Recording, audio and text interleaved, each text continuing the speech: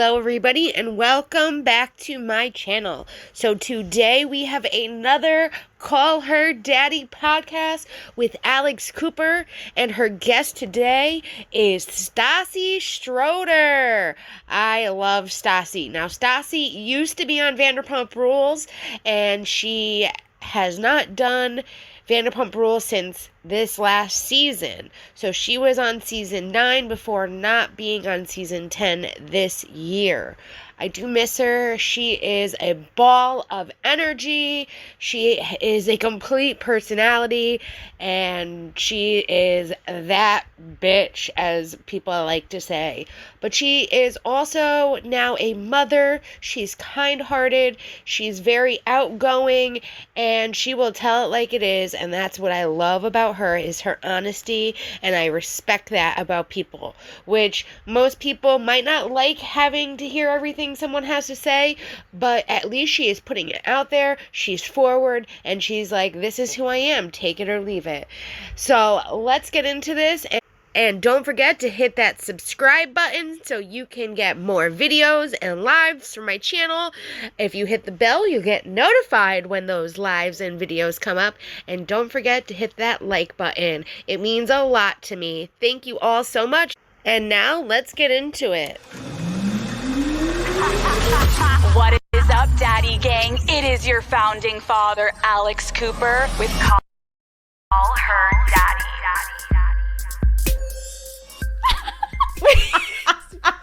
Finally, We did it. we did it. We're here. How's your mic feeling?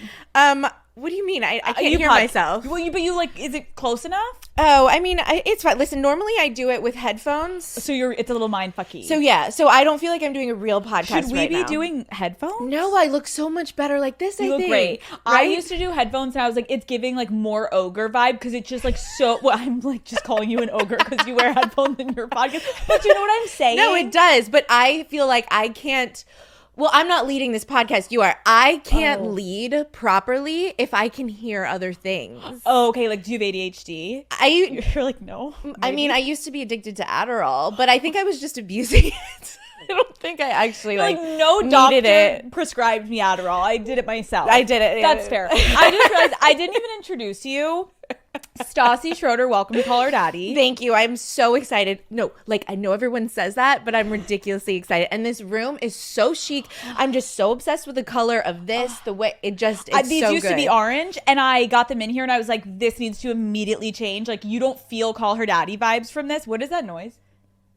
A fucking plane. What do you mean? Sorry. No, because there has been something happening with our air conditioner recently that it sounds. Oh. It's like, and then I don't focus. Okay. That's probably I should be wearing headphones. How did you pick your outfit today? We were just talking about. Okay, this. wait, no, I have to tell you this, okay? Because I haven't stressed out this much about a fucking outfit.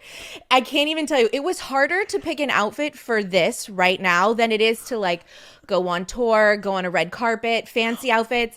Because let me explain. Okay. I want to match your vibe. You know, I'm not here to like act like I'm going to some fancy gala. But you could. While you're wearing sweatpants and a t-shirt. But Alex, not everyone looks as cute as you do in sweatpants as a t-shirt. And when you're pregnant and you feel like you look like a beast, it's extra hard. So like it would have been easier for me to just like really like find a nice dress or outfit that's chic and nice and cool. Like maybe like, you know, a little bit businessy. I don't know, whatever. But these are literally, I think this is like $10 from H&M. I think It's good. No, I'm not these kidding are you. maternity leggings. You walked in and I said, I literally didn't notice you were pregnant for a second. Like, I have questions about you being pregnant, but I forgot. Thank you. And I'm not just gassing you up. Like, I'd be like, No. you look pregnant. Like, Pregnant women everywhere need to hear that. You know what? If you see a pregnant woman on the street, just be like, you didn't even look pregnant. Like, you didn't even it took me a while to realize that's what we want to hear. It's true. And like the outfit is great because you were worried, like, am I sitting? Like, can you see my belly? First of all, like, let it rock. But also, because you're wearing all black, you can't really see it. That's what I'm here for. And the chairs are like, also, who gives a fuck? You're pregnant. That's amazing. I know, but I'm not one of those people. I wish I was one of those women like Rihanna that like, you know, has her belly out. I'm like, God, she looks so good. There's so many women that look so great like that. I've never felt that way. I feel best when I'm in bags. Okay. You know? Well, this bag is looking phenomenal today. Thank you. Well, Stassi, I think you look beautiful. I'm so happy to see you happy. I'm so glad to see you and Beau living your best lives, starting a family and being just her amazing self. I think she had matured and grown up so much, and I love seeing her as a mom. Let's hear what else is new with Stassi. So you're pregnant. How are you feeling? Honestly, I feel really good because this pregnancy isn't during, it feels like it's my first pregnancy because my first one was during COVID. So I wasn't allowed to leave my house. Got it. You know what I mean? Yeah, so yeah. I'm able to live my life this time around. I'm able to work. I'm able to travel. I'm able to go to restaurants. You know, like, you probably didn't have anyone being like super sweet to you and like holding the door. And no, I giving never you- got that experience. I never got, and that is like a rite of passage as a pregnant woman to Absolutely. be treated like a fucking queen. Wow. And So you didn't get now, that. now I'm getting it. So I'm just like feeding off of that energy, you know? Okay, I do love that for you because I agree with you. Pregnancy and COVID obviously probably had pros of like, you don't have to leave the house. You can just Yeah, like, so when you did look like a beast, it didn't matter. No one was there. but I'm sure your husband still loved you so much. He says he did. Oh.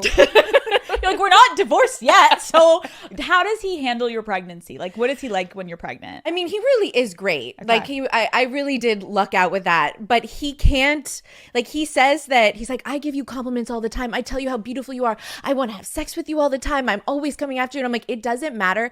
I need to hear those things from other women. I need to hear I look beautiful from other women. I need the compliments from other women. He tries so hard Right, and you're like, to you don't make matter. me feel good about myself. And of course, I want my husband to desire me and want me and think I'm beautiful and all of those things. But there's just something about a compliment from another woman that really is what like feeds my soul. That's what keeps me going. No, I get what you're saying. It's like there's a difference between like men objectifying us where like we get it. And like obviously some men also like love when women are pregnant too. You're No, like, Beau's like that. Oh, so Beau is like, I wish I could. I mean, yeah, you talk about sex a lot. please, Yeah, I don't know why. I yes. don't wait. I don't You know why. pause. This is brain isn't fog. Good Morning America. Sorry, brain fog. No, it's yeah. okay. No, he's like, I want to, like, I love your pregnant body. It's so sexy. I love when you change in front of me. I love all this. And I just feel gross. So I'm just like, no. I mean, thank God. Because imagine if he was somebody who didn't like a pregnant body. That is actually something I've thought about. I've heard women say like he really just like wasn't into the pregnancy thing. And in my mind, I'm like, I don't know if I could be with a partner that doesn't at least fucking fake it. But I guess you could probably tell if they fake it. You totally would be Like able to Matt, tell. like my partner, I'm not pregnant and I pray to God I can get pregnant. But like if I get pregnant, all he talks about is like, oh my God, like I don't know how I'm going to control myself. And I'm like, what? Like, yes, but at least, but see, at least you have that. So it's like it doesn't matter what side effect, like pregnancy side effects you have. Like he will still be so into you, but at the same time, it's a burden because I don't feel sexual whatsoever, at all. That's like I was gonna ask you, like, how do you handle like I think women are great online that talk about their pregnancy, but there's a little too much glamorization from what I've heard from some moms of like, it's not all fucking great. And sometimes you feel like shit about yourselves. And sometimes it's like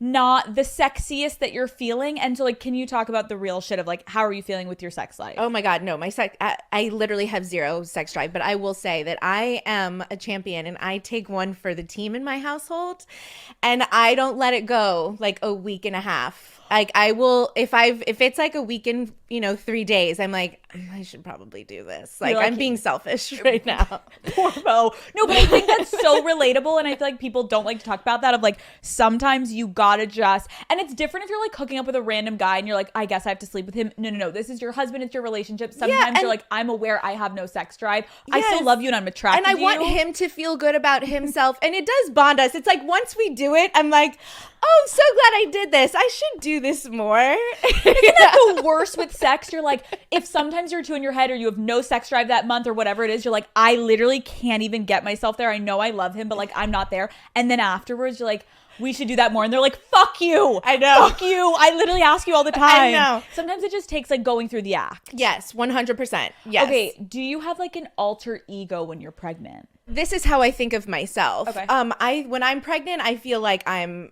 Santa. I'm not joking.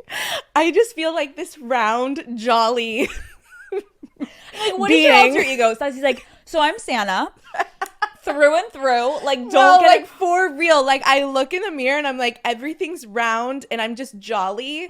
And I'm just, I'm so excited about the baby that like, and I'm sober. So like I don't get depressed that easily when I'm pregnant. Right. You're not like having the up and down of like getting hammered one night, waking up, like regretting your life. Backing up, you are like the queen of OOTDs. Thank you. Like I remember literally like back in the day, like everyone would start hashtagging it, but you really like owned it. You're like, this is my motherfucking outfit of the day. Listen, like, I bought a national holiday. What a waste of money. Yeah. Honestly, that's so cringe. You actually bought it? You have to buy it. You don't just get to like own holidays for free, Alex. Like, how much did it cost? Is this going to be embarrassing? It's so embarrassing. I think it was like $40,000. No, it's so embarrassing. And you guys, I would not do it again. Okay. I would never just throw away that money to have a holiday. But at the time I was like, oh, this is good branding. I was just in like business mode. My book was coming out. I'm like, I think that this is good branding. So it's like, I'm putting money into my career. That's how I felt. But no, I mean, hold on. What exactly? That feels like when people buy like a fucking star in the sky. Can't we all just honestly, point and be it's like, the that same one's fucking mine? thing. Like, what day is it? It's June 30th. Okay. And it's not like on all of our calendars. Like Apple didn't upload. Like, so how do we even know you own it? Like, what was the point of buying Well, it? so Couldn't can I just tell say you it? something? Okay. That like you own it for a year and I didn't know that. And so the next year came around and they were like, all right, you got to pay for it again. Or like the dues, I think it was just the same amount of money. I'm like, you're out of your fucking mind. This is a lifetime commitment that you think I'm going to spend this every year. So now technically I think on the list, if you were to like search the list, my name isn't even up there anymore. But everyone on Instagram, knows it's already about it. been hashtagged and Right. all of that. But do you really think you had to buy it? They thought I would. Like, honestly, Alex, I like $40,000? I'm so embarrassed. I'm so embarrassed. No, I think it actually, I don't care if people come for me because like I deserve to be come for. I agree, but I think it also gives though a little bit of credit to like you really were committed. And like you are to the OOTD. I also just can't believe it was $40,000 for a year. Yeah, no, a year. Maybe not the best business decision. No. But I respect it. No, you loved it. You know who I respect? The people who came up with this business. I was the about people to say. who are like, you know what? I'm gonna own a national social media calendar. How does one get the authority? And were you just like little miss like Googling like how do I get my own day? And like I think I asked like my agents or my publicist and I was like, how do I find my own holiday? and they were I like, want one. okay, well, this does give you credibility. Why? I don't know. I just feel like that gives you some type of credibility. Like in the fashion world, like you're giving, like you're dedicated. First of all, the fashion world, they don't say OOTD. No, you're right. You So are. like, I just literally ostracized myself from the fashion Right, you're like world never even more. getting invited to anything 100%. fashion. But you like fashion. I love it. Yeah. Okay. What clothing staple did you used to wear that you would not be caught dead in now? Like what's something that you were like, oh, I fucking love this shit. Now you're like, huh? Statement necklaces. I rode so hard for statement necklaces. I remember that. But you know what? They will come back again. Not in the way that I wore them before. Mm-hmm. But I mean, like, they weighed me down. Like, they were battle, like, to wear into battle, like, the plates of armor. Like, it's insane if you look back on, like, Vanderpump Rules interviews. I'm like, how Huge. did I think that Like your whole chest. that was the outfit. But it will come back. That's what like I was gonna ask you, like, what's a trend that you're like so not into? But I don't really care about trends because I'm like, it always comes back. Yeah. It's not an actual trend. It's like this is fashion and it's just what's in, what's not, sure, but like it's gonna come back. It does. It always comes back. And Yeah. now I'm to the point, God, I love Gen Z. I really do. I really appreciate them because they have this like anything goes mentality about fashion and clothing that I just really fucking love because Yeah. I feel like while they do follow trends, they don't. At the same time, it's kind of like just express yourself and wear what you feel comfortable in and what you like. And I've found what looks I like, I and agree. whether they're dated or not, I kind of don't care. And Gen Z gave me permission. So You know what? I agree with that because I feel like back in the day when I was growing up, if you didn't have like the double popped Abercrombie polo with like the lace pulled and like the denim skirt and the Yes. leggings and you're a Who were loser. you? Who you were were you? nobody. Exactly. You were a loser. You weren't in the in crowd. And so like Yeah. I remember begging my mom, like, I know this is so expensive, but like this is literally for my social equity. Like I'm not going to be respected offended on dress down days if I can't wear this. 100%. No one actually cares that much anymore. No one cares. You can get away with so much. And like, what a glorious time to live in. You're right. And everyone loves a dupe. Like, everyone's like down for, like, if it's real, actually people are like, that's like nasty. Yeah. Like, why are you spending money? Yeah, like, why are you buying national holidays? Like, that's giving the same energy. Wait, can I just say this? Yeah. Okay. Yeah. So when you were in Milan, you were there for Prada, Yes, right? yes. I was just talking to my hair and makeup person about this. I was like, Alex in Prada is such a good like mix and vibe and relationship. You are such a good Prada girly. So like, I hope that like keeps going. That keeps going and just like builds into just like something bigger, because that was like, I would not have thought that. Me either. Until I saw your photo. Me either, Stassi.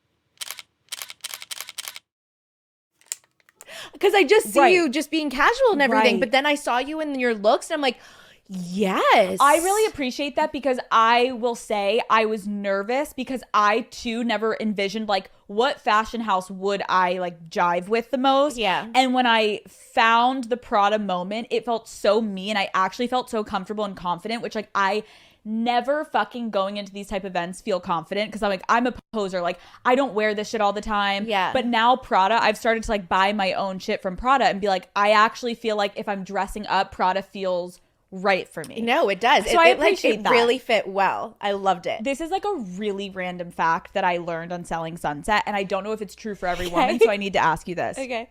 On Selling Sunset, there was a woman that's pregnant, and it was her first time being pregnant. Right. And she was asking advice from other moms, and the other mom was like, oh, by the way, girl, like, yeah, you can't shave your V after like a certain amount of time. No, I can't see. I go rogue. No, literally, like this morning, I guess. You just guess. I literally feel around and I'm like, So okay. okay, that's good to know. So like you actually can't see it, but then that woman was like, so I just didn't touch it.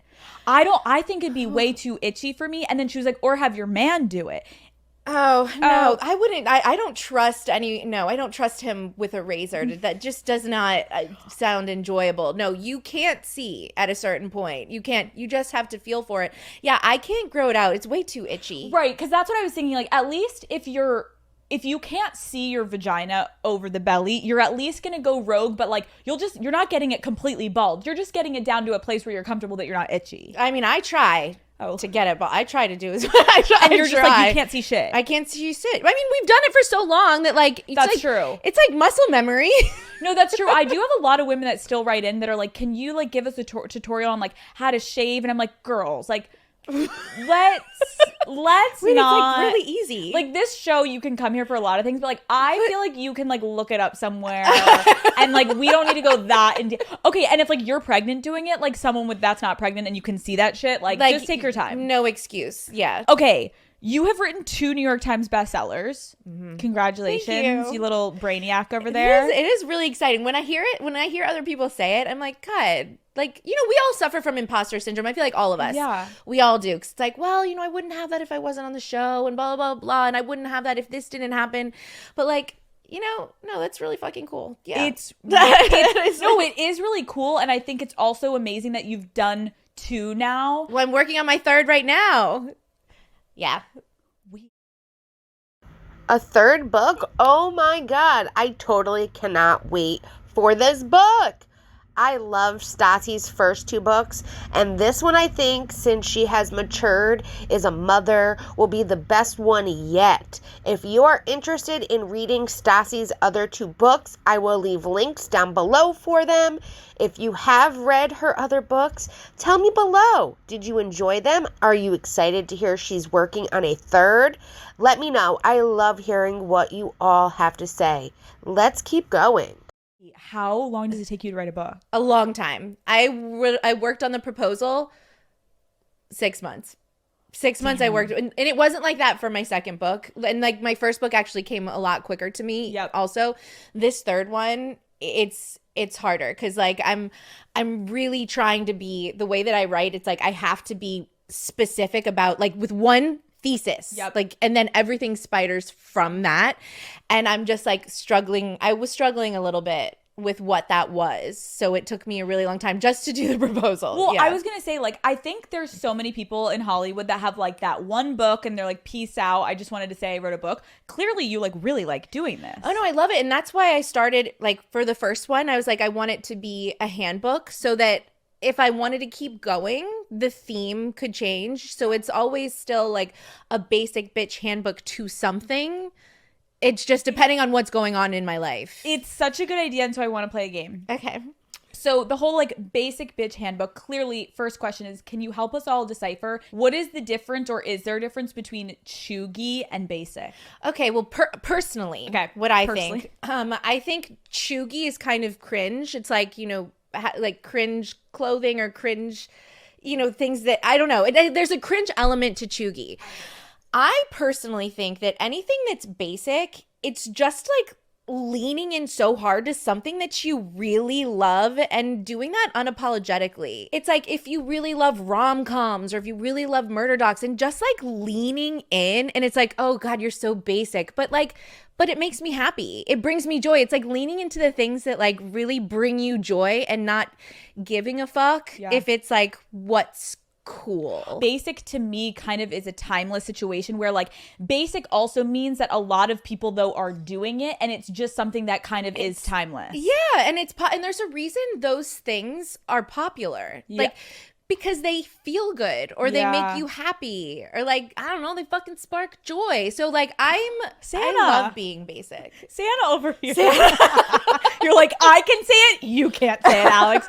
Okay, we're playing a game. You're going to tell me if it's basic or not. Okay. And also you can just give me your thoughts on the topic in itself. Okay, number 1. Aperol Spritz. Are you fucking? That's the most basic. No, it's my favorite drink in the whole world. I crave it every day. That's the worst part of pregnancy. The worst part is that I can't have multiple Aperol Spritzes all day, every day. Dude, okay. I make Bo make them, so I'm like, I'm going to have 3 sips, and I literally swish it around my mouth for as long as I can. Spit it out? No, I swallow it. It's like my baby can handle a few sips of an Aperol Spritz. But like, I literally swish it and hold it in there, and I'm like, oh, that felt good. That feels good. That feels good. I love them so much, and I think people consider them basic, but I think they're great. So that's great. Okay, get ready with me videos. Oh my God. So I didn't know what this was, and I'm a big TikTok fan. Okay. And all of a sudden, I just kept seeing GRWM everywhere, and I was like, grown woman. I literally was like, what the fuck is everybody writing? Grown woman, like, what is this stuff? Because not all get ready with me videos look the same. They weren't all makeup. Some of them are like picking outfits, so like there was no theme right away, and most of the time it's a woman doing it. Yes. So like I thought grown woman was the vibe, and like it took me like a few months to realize, I feel like, that it was get ready with me. And this is the thing, I tried one. I put one out like 3 weeks ago, and how'd it do?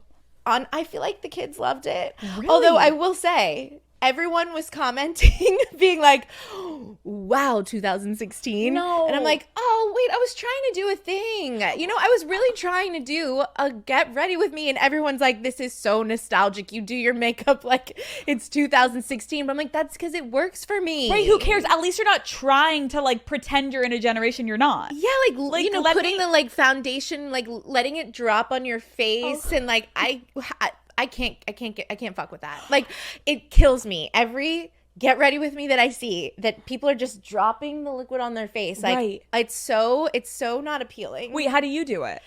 I don't do it like. Are you telling me you drop it on? No, I don't. I'm just interested. Like, how do you do it? Okay, well, I take my foundation and I have a tin, and like I pour some out, and then I use your hand. No, on a tin. Oh, tin. And then I use a brush or a sponge, and like a normal fucking person, and then. Do the damn thing. Do you think they're on to something that we don't know, though? No. I don't either. I think they're bored. And I think that they're just coming up with new ways to do makeup when, like, what works already is there. So, like, I don't get it. The fact that you thought that it was grown woman. And no, listen, Alex, I also got a lot of comments from people being like, I thought the same thing. So there are lots of millennial women out there who are thinking that it is grown woman. I get it. GRWM, grown woman. How would anyone just automatically know, get ready with me? What about GR makes you think grown? Good point. I like it. I think it's funnier. I think we should start leaning in and be like, grown woman video coming right at ya. Okay, Tom. Basic, not basic. You know what I'm gonna say, but I think it's basic. But like I love things that are basic. But like you can't get any more basic than like the representation of Vanderpump Rules in bar form. True. Do you go there? I don't really, because I'm asking for attention if I go there. Do you know what I mean? Like I really love it, and I'll go there if it's someone's birthday, so I'm going for someone's. You know what I mean? But if I go there, everyone's gonna take photos, and I'm like. No, I'm not. You're not in it. I get it. Ozempic. Oh my God. Wait, so like, I really want to try it when I give birth. You're like, I want to go on it now, but I am pregnant, so I'm going to wait. No, the amount of times I've researched this being like, I mean, I think it's safe and healthy. Like, I think it's good for you. It's like taking vitamins. Stassi.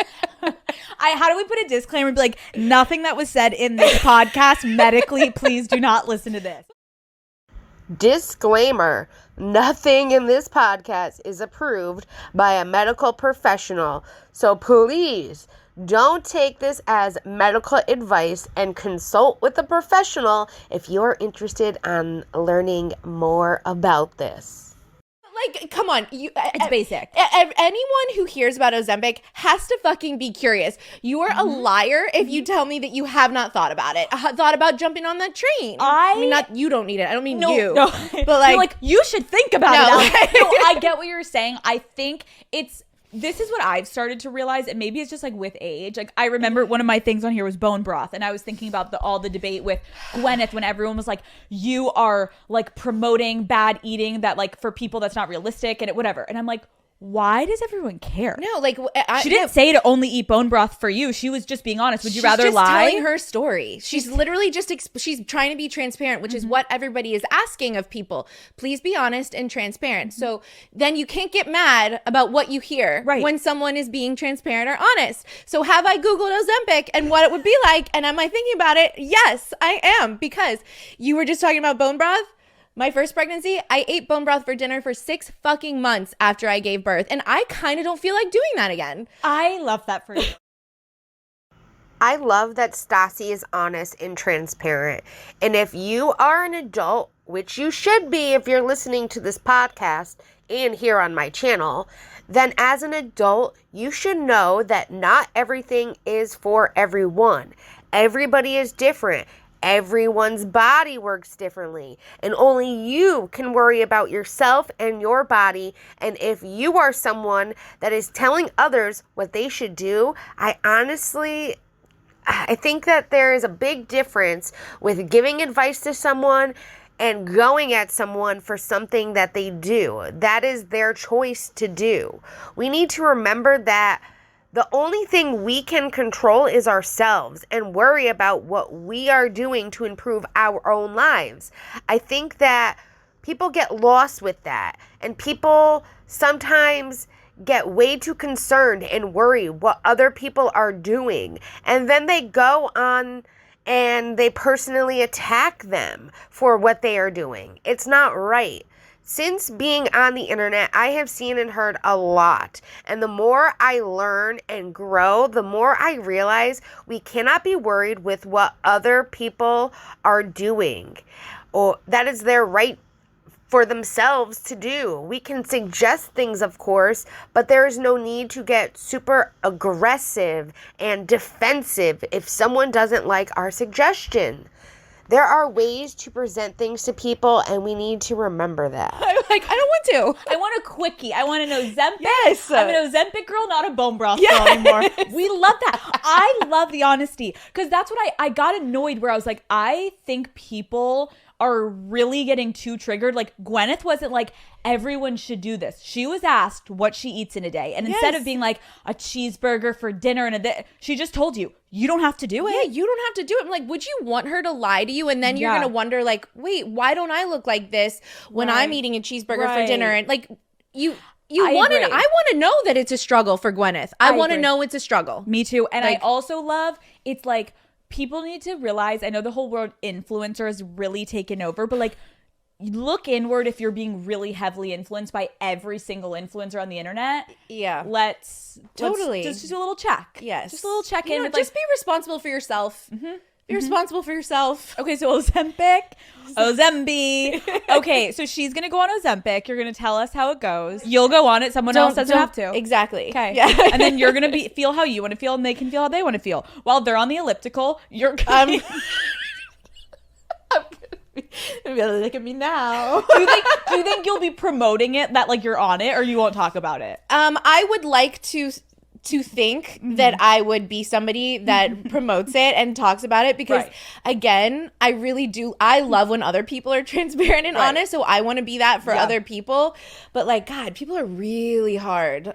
Are really hard on things like that. And it's like, do I feel like going through all of the hate that I'm gonna get if I'm honest about it? Unfortunately, you're on Call Her Daddy right now saying you're gonna do it. You know what would be the worst is if you actually don't go on Ozempic and you're like everyone in the gym and they're like, that bitch is on Ozempic. You're like, no guys, I totally probably just fucked myself. Right. No matter what, they're all either like it's not working or it's working, and you could have been doing it like organically. Yeah. Okay, well, keep us updated. What do you think about manifesting? God, I'm so basic. You manifest? I manifest the shit out of life. I think I've naturally been manifesting my whole life and just like not know. When we were growing up, manifesting wasn't a word that we like really, the way that we use it now. Totally. But I think that I've always just been that way. And I really do fucking ride so hard for manifesting because I feel like what works with manifesting is like you just envision that the things that you want are going to happen and then you slowly start working towards those things whether you realize it or not. True. And like that is manifesting. It's like quite simple. That's true. Okay, give us an example. What's something like big you manifested and like boom, it happened? My whole entire life I wanted to live in a Spanish style home in the hills. Okay. And when it got to the point where I was looking at houses, like it just so seamlessly happened. And I realized that like, wow, I had been like planning for this and working towards this. And I'd always just said it. And then I was like, I should have manifested bigger. I should have been like a $10 million house, Spanish style house in the Hollywood Hills. Like, why didn't I manifest a yard attached to that house? Like, fuck. I get what you're saying, but like, okay, so you had this vision and now it's come true. Yes, because then I saved the money in order, like I started like, or I would accept this job and put that money away to like start being like, this is going to happen for me. So I need to prepare for it when it does. So kind of like back in the days, they would just say like a dream you have. Yeah, but now now we have like a better word that's like a little bit more like proactive. Basic as fuck. Basic as fuck. Okay, are you watching reality TV shows? Well, I just recently started watching Vanderpump Rules. Dude, were you not watching it? No. And then you had to catch up. And then once Scandoval happened, I was like, I gotta catch up. I didn't catch up, but like I've seen like the last 3 episodes. So like I've been like, I'm interested. I want to see that whole drama. I can't imagine how annoying it was for you because like how many people wanted to hear your take on it. No, you have no idea. In fact, like it's interesting that you say that you can see that you can see that would maybe be annoying. Like when it happened, like it's like one of those things I joke about this that like, you know, it's like when there's like a natural disaster or a world event and like you never forget where you were that day and like you could be at work or at school and then like you stop what you're doing and like you get with your coworkers and you find the nearest fucking TV and then years later you're like, I'll never forget who I was with and what we were doing. That's how I feel about fucking Scandoval. Like truly. I can't imagine. Like what was your take? Well, at first I was just like, I don't think that this is real. But then I'm like, I start texting the people that I know, obviously. And I was like, I mean, just like, I think everyone's the same as everyone's reaction, like, holy fuck. And then I was like, I feel like I'm thrown right back into something that I've been away from for so long. But it's like, is it my place to be a part of it or is it not my place? Mm-hmm. I don't know. And then I have all of these people just DMing me. I mean, I've never been DM'd more about anything than I was about like, or commenting and attaching or tagging me in it, being like, I'm going to need Stassi to weigh in. I'm going to need Stassi to weigh in. I'm like, but I don't know if it's my place anymore. And out of this for so long that like I think it would be kind of fucking weird if I'm like going on my Instagram and being like, this is my take on and like it's been kind of like a mind fuck, which is weird to say because it's not even happening to me. I kind of agree, and that's what when I had Ariana on, I was like, it was actually so weird because the amount of people that were like, fuck, like we kind of wanted you to have Raquel on, and I was like, this is why I also hate the internet so much, because whenever I have villains on the show, everyone's like, canceled. When I don't have them on, then they're pissed, but when I have them on, they're pissed, whatever. But did you ever like Tom Sandoval? No, I mean, no, and he never liked me, and that's the thing. I will say this, not being on this last season, it's like my talents were wasted. Because I could have, this was when I could have really just like given it to him and been like, I've always knew. Right. There's got to be something that everyone is seeing in him, but like I feel like has always been a slime ball. Well, that's interesting that you say that, just because I felt like he was always so beloved. And so, and I would say to my producers, I'm like, when is he going to get the edit that like I feel like the rest of us see? Like, why does he keep like getting away with being just this dude who just wants to like give people things and help people out, man, and like all of that? I'm like, that's not what I'm seeing. I'm seeing somebody who's constantly blaming others for things and dredging things up from the past and just deflecting constantly. Like if like the rest of us look bad, then he looks good. And I've always felt that way. And so the fact that I'm not on it this season, it's like, fuck, Funny that Stassi says this, because I've never really liked Tom. I will say I gave him more of a shot because I really liked Ariana. But in the beginning seasons, I saw him for what he was, and I never understood why production always made him look like this great guy, when in reality, if you watched and really got into things, he was a jerk, trying to play it off to look like this great guy that he really wasn't. I think with all the Tom and Kristen stuff and Miami Girl, I saw the side of him that Stassi is talking about, and I never got what others saw in him.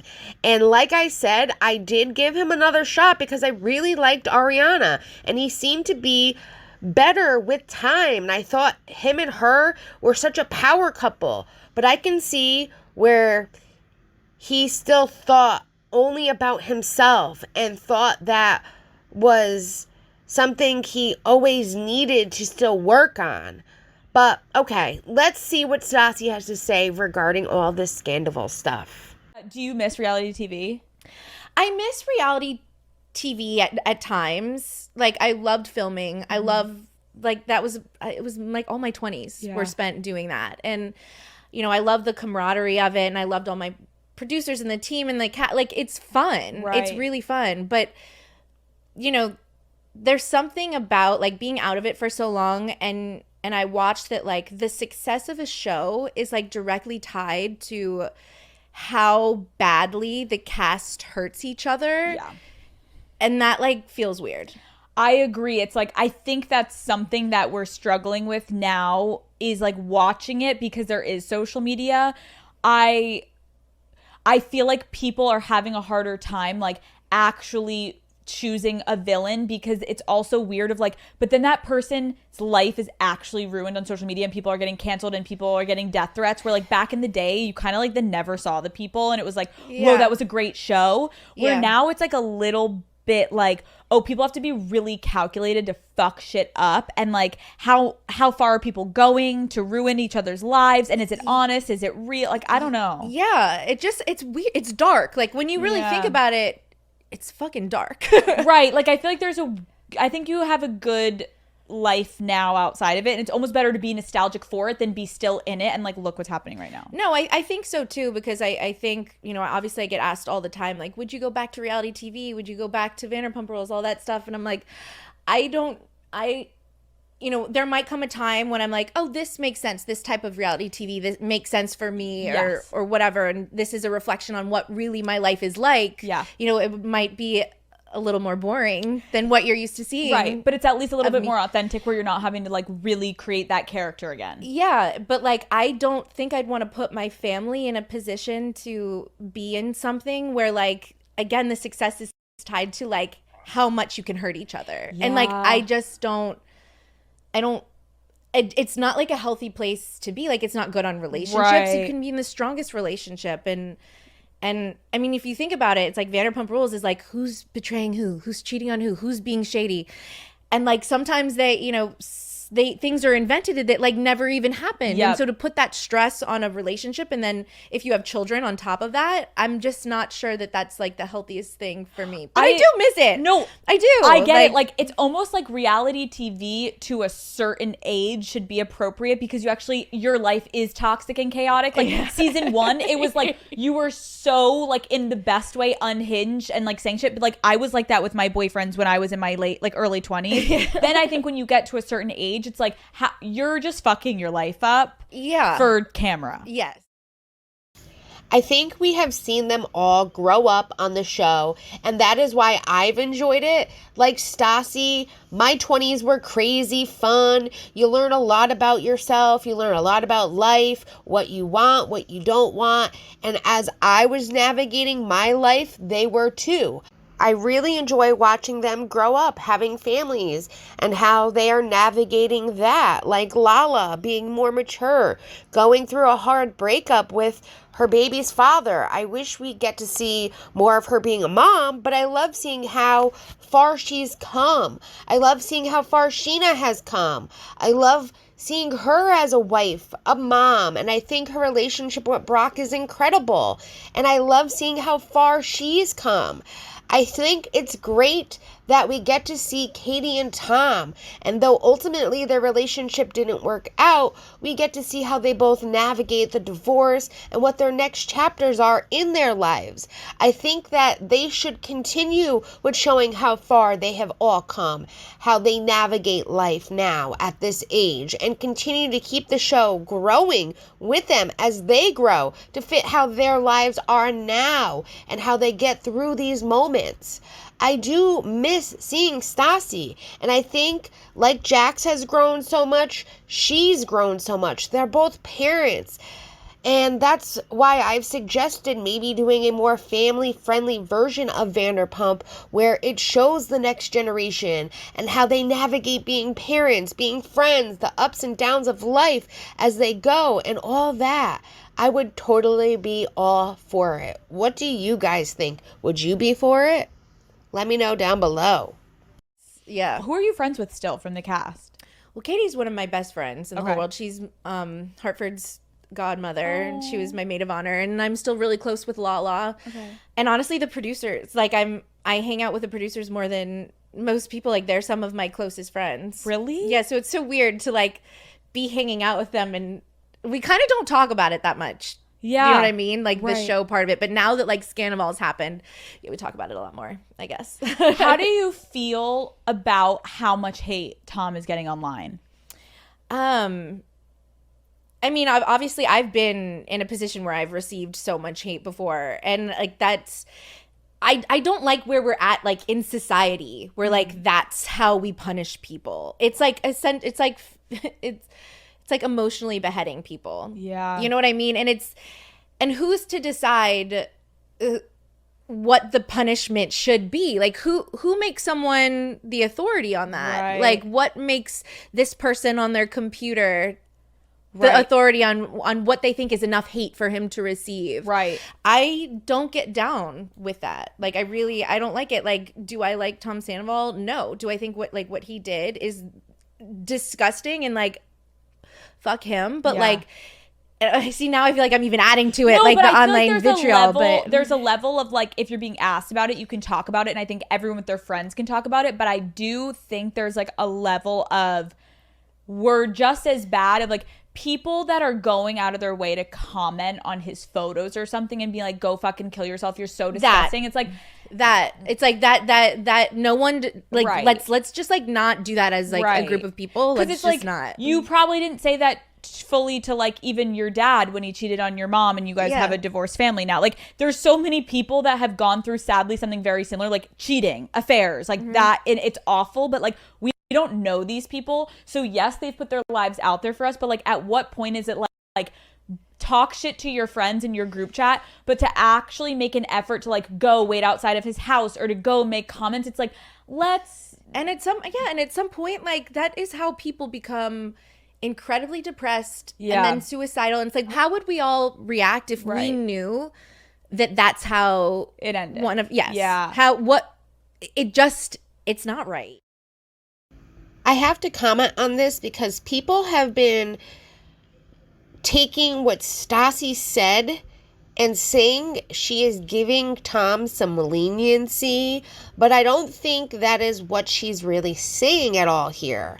I think we are allowed to talk about the situation, give our opinions with each other, but I agree with them both. If you are going out of your way to say nasty, hurtful things to this person, or going to like their restaurant page and leaving horrendous shit on there, following them and attacking them, that is all way too far. We need to remember we are not the moral police. We are not the ones to decide how much hate someone should get or be the ones giving the hate directly to them. Listen, there has been people on the internet that have said and done some nasty things even to me. And honestly, I've ignored it. I've let it roll off my back because I know who I am. I know what I have done or didn't do. I know how I feel. I'm hard enough on myself. And I also know that karma is a bitch. And if you are toxic, if you go out of your way and attack, bully, lie, and defame someone, then you need to realize being that way will not get you anywhere. Karma will come around, and what you give out to others, you will get back. So if you are someone that is mean, cruel, you plot and scheme, you will receive that back. I've been told my whole life it's easier to be kind than to be cruel. And if you are kind, you will receive kindness back. Not everyone will be kind, but continue to be who you are, and you will live a happier life, being a nice, loving, true, respectful person. I might not be everyone's cup of tea, but I wish them the best, and there is so much in this world that we live in and we can find happiness in and what brings us joy. And that's all that matters. And it's okay if I don't find joy or happiness in things others do. Okay, enough of my little rant here. We will be doing more lives where I will get to chat with you all. We can talk more about who I am, my time here, and any questions you may have. I love getting to know each and every one of you, and I love that you love to get to know me. But let's hear more about this, and we can get into that at another time. You were obviously so different back in the day, as we all are, of like in your early 20s versus where you're sitting now. On the show, you were probably one of my favorite characters because it was like, I was watching a scene this morning. I was like telling my friend I was going to sit down with you. I'm like, no, you don't understand. Like, no one was more iconic than Stassi. Like, she would go into these like rage blackouts basically that looked like it on screen where you were just like, I am the devil, motherfucker. And like, just the shit you said was like so gold. And I'm like, are you going to ever let your daughter watch the show? I can't hide it from her forever. So of course. I honestly just hope she learns from my mistakes. Like, I hope she sees it and cringes and is like, you were fucking awful, and like, I don't want to talk to you for 2 weeks. And I'm like, fair. And then she just literally goes, that just swings her in the opposite direction, and she just wants to be this like lovely, kind child. But like, that's fair. Okay, how would you describe yourself back then versus now to someone maybe that didn't watch the show? Didn't know ya. Oh my God. Oh my God. I think so incredibly selfish. Like, I still have selfish tendencies. Like, 100%, that's always going to be a personality trait. Sorry, it is. But like, I really, truly thought the world revolved around me. I thought that everything that I was going through mattered to everyone. I just felt like what I had to say was so important. I was also one of those people that's like, I just tell it like it is. You got to just deal with it.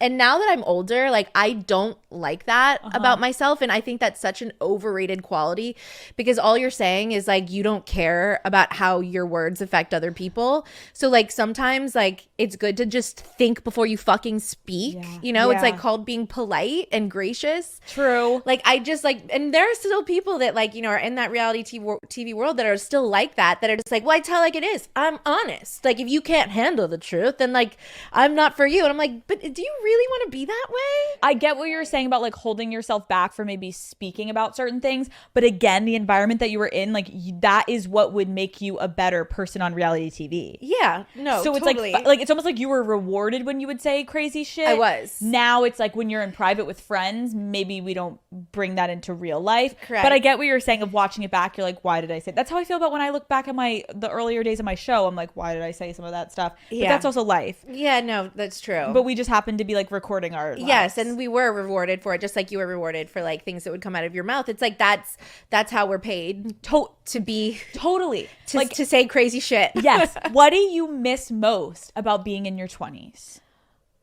Being selfish. Leaning into it, like, right. And like not knowing that it was wrong, right you know, like the delusion. It's the delusion. It's like the not knowing any better, and just really living for myself. But at the same time, it's like I am such a happier person not living for myself. Yeah, like as like fun as it all was to be reckless and selfish, like I am so much more at peace and such a happier person. Yeah, now that I'm not like that. I get what you're saying. Like, I was thinking about that as I wrote that question today. I was thinking like, okay, I am 28, but I almost feel like I'm already 30. And I am like my earlier stages of my 20s. I feel like I thought I was having so much fun in the toxic relationships and going out and drinking, getting fucked up and blacking out and like jokingly waking up and having all my friends in the room be like, I just ruined my life. And that's also like life. But there is some different level of peace you feel once you get over that hump where like, I don't wake up with that anxiety of like, what did I say to that person? Like, was I like mean? Like, did I fuck up? Like, did I do something? Like, I don't know. It's like calmer. It's like nicer. It is. I mean, there's like a reason that like, you know, elderly people are like, my idea of fun is like staying in like watching like Downton Abbey. It's like because our preferences change as we age. True. And like, I agree with that. Staying in and watching Downton Abbey is like the most fun you can have. Do you often hang out with elderly folks? Like, I should, honestly. I should find myself a pack of elderly friends. I was going to say, like, come over one night and there's like 7 people that you just like went and picked up from the elderly home. I mean, like, I'm always down for granny vibes. I do love granny vibes too. What do you love most about being in your 30s? In my 30s. Oh my gosh. I think that I've learned that like the power of saying no to things and not caring about like, well, is someone gonna be mad at me if I'm not going to what they just asked me to do, or if I say no to like a FaceTime, or like I don't respond to a text message. Yeah. Like I've prioritized as much as like it's funny that I'm saying this because it sounds like I'm being selfish, but I've just prioritized my happiness and well-being, and I know how to do that and not worry about, well, is so-and-so gonna be mad at me if I say no? Like, I'm allowed to say no. I'm allowed to say no. Yeah, you are. I love that too, because there's like, I get what you're saying. It sounds selfish, but there's a different level of maturity of like a freedom that you get instead of feeling like, oh my God, but it has to be calculated. If I don't text them, it's because I'm like being mean. This is actually like, I'm not being mean. I'm not being mean. There's just things that I don't want to do. I'm just kind of busy and I don't want to do that. Or like, I'd like to stay home with my daughter tonight. Like, I just like, it's not for me. And honestly, I don't even owe an explanation. No. Like, no is all I have to say. What's the difference between Stassi hammered in her 20s versus Stassi hammered in her 30s? Oh my God, I miss being hammered. I know. How much longer? I'm due the beginning of September. That's a while. It's like 3 fucking months. You got this. Ew. You got this. Well, I would fully black out in my 20s. Like, I wouldn't remember things, and I wouldn't remember what I texted. I wouldn't remember what I said. It was super emotional. Now, because I have a kid, I'm not allowed. Right. I can't. It's unfortunate, but I can't let it get too far. So like, I honestly feel like I don't have that much of like a personality shift when I drink. Does that make me an alcoholic? Maybe, but I feel like I'm kind of the same as I am right now. No, that's good. That's good. Okay, love that. It's just like you're just having a little bit better time. Yeah, like I'm just having a better time. That's what it is. I'm just having a better time in my 30s because like I'm not getting obliterated. Right, and you're not getting full blackout. That's fair. Speaking of being drunk, you talk a lot about dark passengering, and I think a lot of my fans may not have any idea, like, what does that mean? Like, can you explain what that means? Yeah, 100% I can. I mainly did this. I did this like all throughout Vanderpump Rules, but like it's became a thing when I started dating Beau. Okay, so I would go absolutely psycho on him, like. I mean, breaking phones, texting him 73 times in a row, yelling, screaming, threatening things, like violent, okay? When I wouldn't get my way. And normally it was because, like, I would want to leave a party early because, like, granny vibes. Granny. So, like, I'd want to go to bed at, like, 11. And he's so social. And he would want to stay out later. And I've always had, like, a trigger when it came to that because... like, honestly, I feel validated now because of Scandoval. It's like shady things in that group of friends always happen after hours. So I would start freaking out. Like, why does he want to be out with my friends and not coming home with me? And I would go just insane on him. It was like, that's why he would call it the dark passenger. It's like, I would literally see red.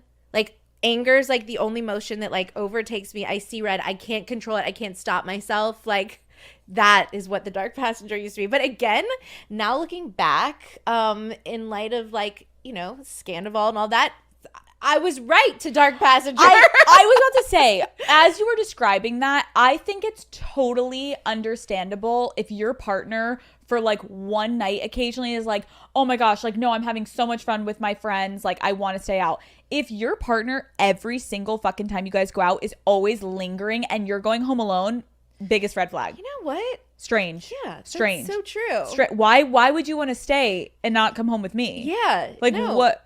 Exactly. I can't imagine wanting to, like, I get it. If like I'm having all my friends are there and my fiance's like, I really want to go home exhausted. I'm like, fuck, but like I'm having so much fun with my girlfriends. Yeah. Then I'm going to stay out occasionally. But like, I don't.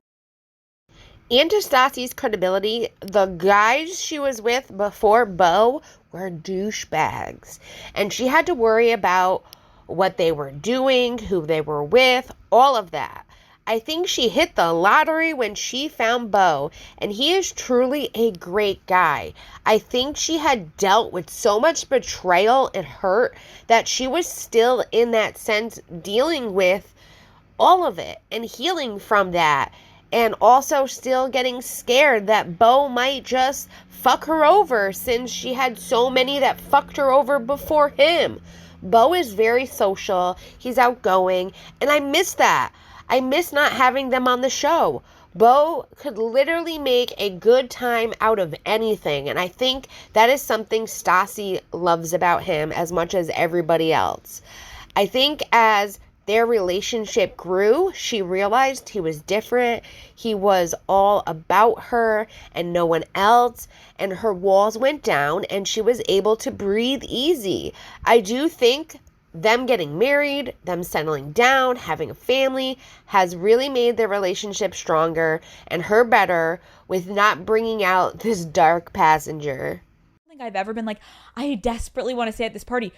I'm not single. I'm not looking for dick. Like, the dick I have is going home. Like, why don't I want to just go home with them? Yeah, no, thank you for validating me right now. But don't you think for like a lot of people listening to this probably are like, like I have this a lot with my partner where like they stay out so many more nights than if I'm going home alone, or like they're going out without me all the time. Like, I guess to each his own. I personally wouldn't be down because I just wouldn't understand, like, why would your partner always want to be out without you? No, it made me feel so weird when Beau would want to just stay out. And so that's when we put a name to the dark passenger. But the dark passenger can really just like, it means like anytime you just literally see red. Yep. And like anger is the only thing, and you can't reason. There's no logic. Yep. I feel like you had a lot of that for like birthday parties. Yeah. Let's talk about your birthday.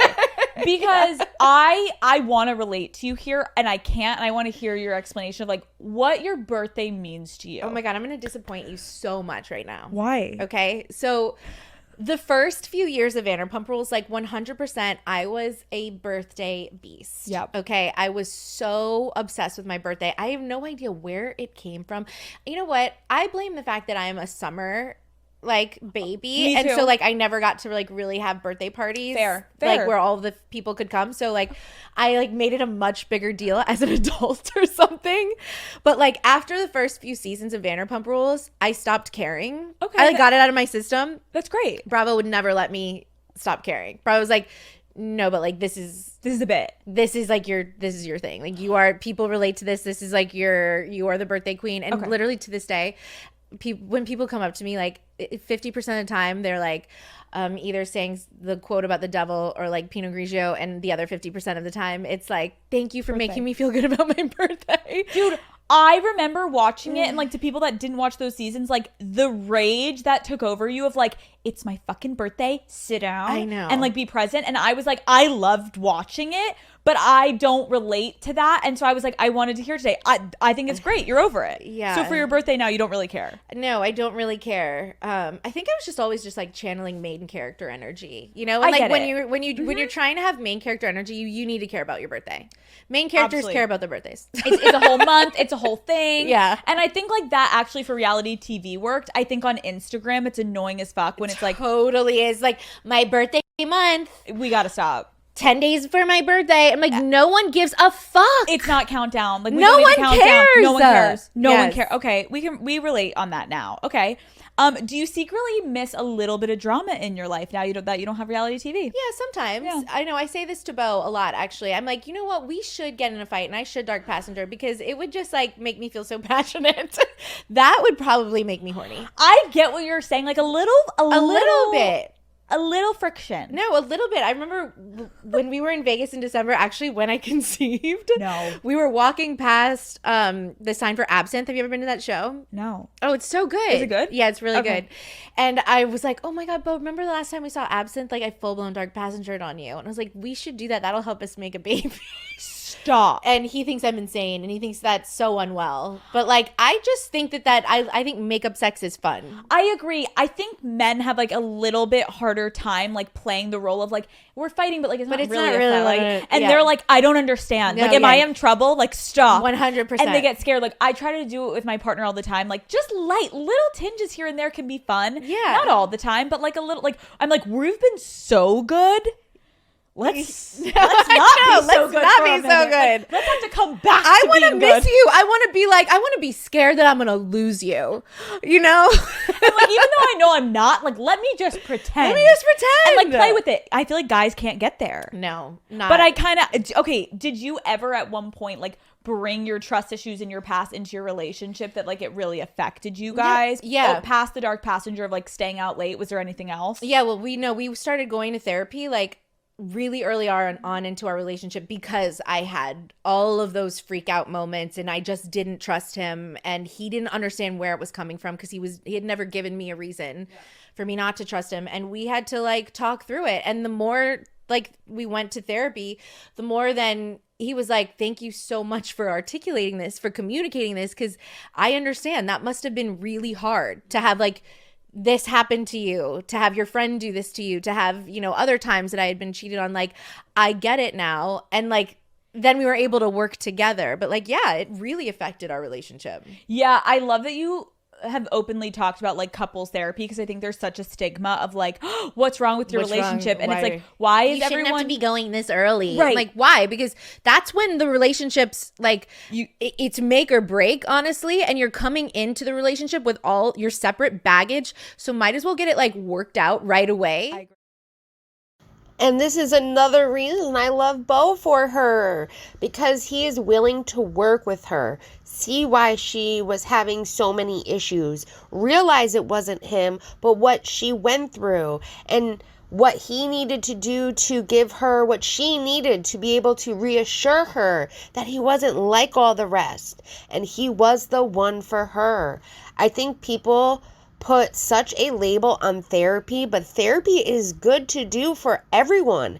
It's a chance to be able to talk with someone, be able to learn about yourself, be able to communicate with others, how you feel, why you're feeling certain ways, and be able to grow as an individual and together as well. I really love this for Stassi and Bo, and I feel like this is the healthiest relationship she has ever had. And in the sense, I miss her because I love how far she has come, how far she has grown, and how much she is such in a better place with her relationship, her life, and her as a mom too. Okay, your relationship, you've talked kind of about how like you have very different sex drives with Beau and everything. Give the girlies tips of like, how do you keep things intimate without at times being actually physically intimate? Like, what do you guys do? Honestly, Alex, I need the fucking tips.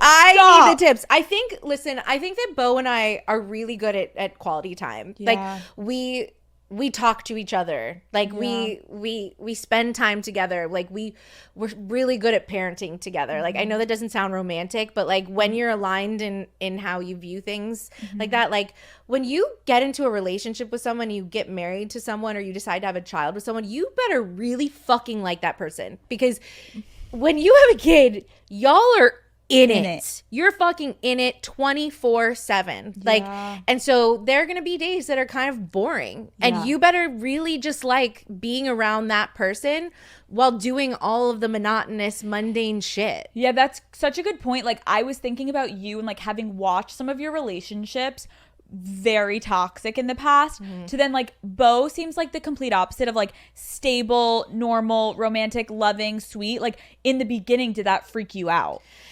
It didn't freak me out, but I made it. What I did with him is like I made a choice. Like I was aware of the fact that I was changing my habits. Like everyone that I've dated in the past, it was kind of all the same, like exciting and like passionate right from the beginning, like just feeling like, you know, that feeling, which like ends up being toxic, honestly. 100%. And so Beau was kind of everything different, you know what I mean? He was different than anything that I had dated before, and I went about it, both of us did, really slowly, and we casually dated, and we dated other people, and we just really got to know each other. And I think that that's like what made this relationship so solid, is that like we trusted each other. There was like constant communication, constant like getting to know each other, but it didn't, no, nothing about him scared me because I knew that I was doing everything different. Yeah, I kind of also had, I mean, I think a lot of people do. You have those like toxic relationships, but I think at some point people always write in asking like, when will I be ready to like not, how will I know when to not go for the toxic? You just kind of know. You know when you're done. Yeah, you totally like there's a feeling of like, I don't want to deal with it anymore. And I think that there's like something like really overrated about the like love at first sight thing. I still have friends that like, you know, are single and will ask me like, well, what should I do? I'm like, well, you write someone off if you don't feel that in love, feeling that excitement right away. But like, that's kind of overrated. And like we don't know people right away. So so how real is that feeling? Right. It's like there's a difference between going on a first date and actually like vibing and being like, there's definitely something here. Yeah, but obviously you have to have attraction and you have to vibe. Yes, but the feeling of like the butterflies, but also like anxious and like he's not texting and like waiting and like playing the games and like being so calculated and like blah, like that shouldn't be happening, because that's like unhealthy. Yeah, like that's not enjoyable. Exactly. But I think when you are doing that for so long, you can get into this rhythm of then normal feels boring. And I think it's like I got to a point where I'm like, actually toxic became so boring to me. I completely fucking agree. Toxic is boring. It's boring because it's so transparent of like, and then we're gonna fight, and then he's not gonna text me, and then I'm gonna not text him, and then we're gonna get in a fight, and then we're gonna have this crazy sex, and then I'm gonna feel insecure, and then like, and then it's just like this, and you're never able to be like, I feel really happy today on this nice Wednesday. Like, I know. You don't have that. Yes. And that just, I get it. I won't say to anyone in their early 20s or in their teens right now, like, you got to go through it. Yeah, you do have to go through it. And honestly, like, it is fun to go through it once or twice. Totally. But it would just be nice, like, if you start to feel like you're getting fed up with it, you have to also change your ways. Yes. Like, that's just, okay. How did you know Beau was the one? Because I could completely be myself. Honestly, like I felt like I never had to watch what I said or what I did, or I never felt insecure in that way. Like I felt like he loved everything about me, and but not just loved it, he would like champion it. Like he was so into just like me being a basic bitch. That's like so not a dude thing to do, to be like, yeah, you go with like your basic bitch self, you know? Like he was just like really accepting and a cheerleader. And I think that's what I realized, like I really want that for myself. Totally. No, that's so cute. Like obviously I only get to watch your life like slightly through Instagram, but you guys look like so happy. Thank you. And it's just like really cool to see, like, again, I literally sitting down with you, the best version of like a whole person I knew was from season 1, 2, and 3. And like watching those seasons, I loved that part of you, but it's also cool to sit down with you and like get to know you as like a mom and a partner, and like just I don't know, it's like you seem great. You seem like you like got it together. I know, I feel like I got it together. Like I think I do. I think so. Wait, so you're on tour. Yeah. And Kate went to one of your shows, my friend, and she was like, it is so crazy. Like she sells out everywhere. You are just like so personable and outgoing, and everyone loves you, and like all of your fans are amazing. And she was like, they're like the nicest girls in a room, just like loving life, being so happy to be there. Do you like touring? I love it. That was like the one thing when COVID happened that I was like, if I can do anything ever again, please let it be touring. Like I really love it. I just love the whole process of it. Not just like creatively putting together. It's like challenging. It's like fully challenging myself to do something that's so uncomfortable. Like putting together like a set. Like where it's like, I'm not a stand-up comedian, but like I have to be for a second. Of course. I have to act kind of, and then write something for myself, then deliver it and hope that people find it interesting. Right. And then put together segments and you know, I just love the creative process of it. And then I also like the whole traveling aspect of it, you know, like I love going to different places and seeing smaller towns and meeting people from different places and checking into hotels. I don't know. I love touring. I give you so much credit because I don't think people know how hard it is. It is fucking ridiculous how hard it is. How long is your show? An hour and a half. To have acts and yourself and everyone entertaining people for an hour and a half live. No, it's like when you think about it, like I'll always like when I'm watching everyone leave the theater, like I'm in my car and I'm like, all these people like spent their money to come here. Like they got babysitters, they took Ubers, like they came here. So like if I didn't deliver, like I'm letting them down. You know what I mean? It's not like they're at home flipping on a television show. It's like they went out of their way. Like, and I appreciate that so much that they put in that effort to come see me. So like the pressure is on. It's there. But do you get really nervous to go on stage now or no? There are when I know people in the audience. And so how many cities do you do? I think we're doing like 25, I think, but we're over halfway done. I would love to go see Stassi live. And for me, this time when she came around, it was close to where I am, but it wasn't close enough, if you know what I mean. I would love to know, though, if you have seen her live, what was your favorite part of her show? And if you haven't seen her live, would you like to? Let me know down below in the comments.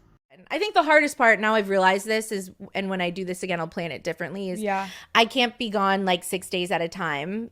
I miss Hartford too much. Like, so those last 2 shows, like I kind of just like end up not caring because I'm feeling down. Wanting to go to your daughter. I just want to go home and like be a mom. And so like I've realized that I think that the next time around I'll be like, okay, like 3 days. Yeah. Then we get home. Like 3 days, then we get home. Do you get exhausted by being pregnant and touring at all?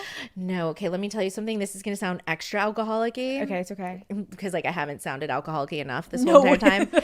But I was way more low energy and tired the first 2 tours that I did before COVID because we would like drink and have fun. You know what I mean? Like we'd have like Bloody Marys on the plane and like drink rosé while we're getting ready and drink backstage and have Aperol Spritzes on stage.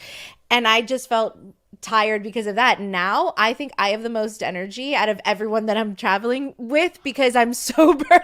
Wait, no, I actually so get that. Like you would just keep drinking. I would do the same thing. Yeah, you just keep going. Oh, that's so smart. So now I'm sober, so I feel like I feel sharp. I feel just way more alert and with it and quicker. And yeah, sobriety really suits me. It's just not fun. Right.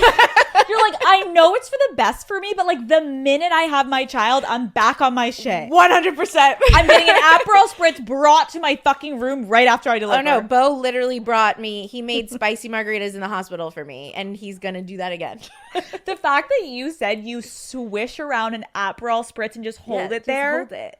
I feel like that's what I'm gonna have to do if I ever get pregnant. Yeah, or like a really good red wine. Like I'll have a little bit of red wine every now and then. Like my doctor literally says it's fine to like have some few sips. Right, like a right. small, Everyone calm down. Half a glass. It's fine. Yeah. Like I'll leave it in my mouth. Like literally, it feels like for 3.5 minutes because the taste. I miss the taste. I get so it much. What is like coming up in your life? So you're writing a book. Mm-hmm. You're having a kid. I actually love how I didn't even have to ask you. You're writing a book, you're having a kid, and you're on tour. Yeah. You're kind of thriving. And I have 2 podcasts. So like, dude, how do you do 2 podcasts? I mean, when you and go on tour, the other one's with Bo, so like it's easy for us to just like make time to do it. So it feels it doesn't feel like it's as too much. Yeah, as much still work. A lot. Let's have you back home when you're hammers. I'm just kidding. But that would be so fun. Then we really can't air it. Get toasty. That would be fun to do one next time. We like actually get fucked up. Yeah, and like see what comes out of our mouths. No, Alex, this was like one of my favorite podcasts I've ever done. Was it fun? This was so fun. I'm so happy you came because I had an idea we would be vibing. I also feel like we never shut the fuck up. Mm-hmm. Did we have one breath of silence where we were like, I haven't even heard the room tone since we started. But I guess that's a good podcast, right? Yes. Or everyone's going to be like, you guys are so fucking annoying. Yeah, you guys are annoying. You guys keep talking over each other. I don't think we were talking over each other. No, we're 2 professionals. Yeah. We like right as you were finishing, I would pick up and it was like, I think we had a good time. No, this was I'm not joking. This was one of my favorite podcasts I've ever done. Like I really just had a really great time. I had a great time and I felt like I really could just relax and we had like a normal fun conversation that was just happened to be filmed for millions of people to watch. Yes. Woo! You were so fun. Thank you for coming on. Thank you. Stassi, this is great. Oh my God. What an amazing podcast. I really do enjoy Alex Cooper and her Call Her Daddy podcast. I listen to this podcast even when there's not Vanderpump Rules cast on there. I think she is amazing. This is another favorite podcast of mine. Besides hers with Ariana, I think this is my second favorite podcast. What do you guys think? Let me know down below. And thank you all for being here and watching with me and listening to me rant and rave. That's what I do best. I hope to see you all again soon. And remember to hit that subscribe button, then hit that bell so you get notified every time I go live or post a video. Make sure to hit that like button. That helps me out so much. And all it is one little click. And also, I do have now memberships here on my channel, as well as super things. And when we go live, I now have super chats, super stickers, all that great stuff. So I can't wait to go live so we can have fun together. But don't forget, if you want to become a member, join my memberships. We're going to be doing member-only lives, member-only game nights. I'm going to be doing a giveaway for my members, and so much more. All right, guys, I hope you have a wonderful day, and thank you all for being here with me. Until next time.